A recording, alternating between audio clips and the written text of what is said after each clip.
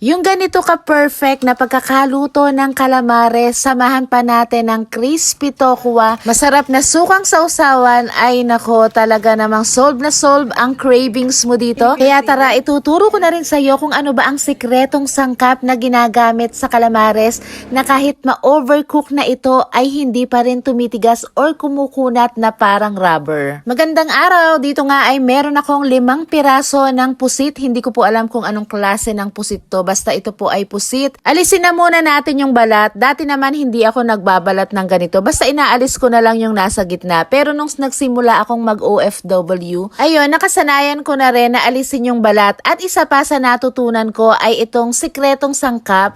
Well, hindi na to sikreto dahil marami na rin naman ang gumagamit nito. At kung kayo po ay nakafollow sa akin mula nung mga 100 followers pa lang ako, makikita nyo po sa aking mga recipe dati na lagi akong gumagamit ng baking soda as meat tenderizer. Sa pangpalasa naman, konting cayenne pepper, konting garlic powder, paminta, asin at seasoning granules at 1/3 cup ng cornstarch.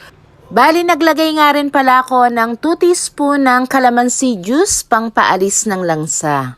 Then, marinate natin at least 30 minutes. Okay na yon. At habang nag-aantay tayo, i-prepare na natin itong ating napakasarap pero simple lang na sukang sausawan. Naghiwa lang tayo dyan ng sibuyas na puti at sibuyas na pula. Maglalagay rin tayo rito ng 1 butil ng bawang.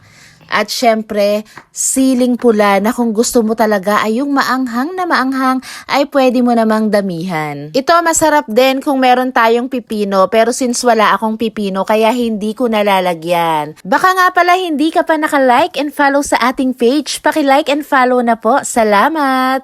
Maglalagay rin tayo rito ng paminta, asin, sugar, at suka. Ito nga pala kung ayaw nyo yung masyadong maasim, pwede naman kayong mag-add ng konting tubig at pinigaan ko rin to ng 3 kalamansi. Munti ko pang makalimutan ang pamintang durog. So bali 2 klase po ng paminta yung aking nilagay.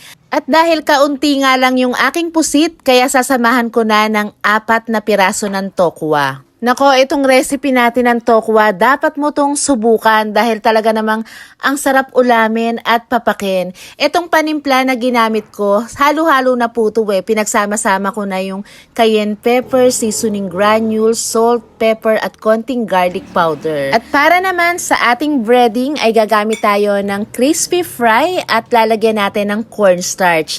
Mas malutong kasi kapag cornstarch ang gagamitin. Bali pang half kilo yung crispy fry na gamit ko at saka nilagyan ko to ng 3/4 cup ng cornstarch. Dito, pwede mong i-adjust yung timpla. Pwede ka pang mag-add ng salt or iba pang pampalasa na gusto mo. So, make sure na nako-coat bawat piraso nitong ating mga pusit at sa mainit na mantika, piprituhin lang natin to ng ilang minuto. Sa pagprito, huwag kayong mag-alala kasi kahit medyo matagalan ang ating pagpiprito dito ay hindi po magiging parang rubber. So, itry nyo rin po para malaman nyo na kahit ma-overcook ay hindi talaga kukunat itong ating pusit. Ang baking soda pwede natin gamitin sa pork, pwede sa beef, at pwede rin dito sa ating mga squids or pusit. Yung measurements naman po ng paglalagay ng baking soda, for every half kilo, pwede po tayong maglagay ng half teaspoon. At kung nagustuhan mo itong ating niluto today, paki-like and share na po itong ating video. Maraming salamat po sa inyong lahat.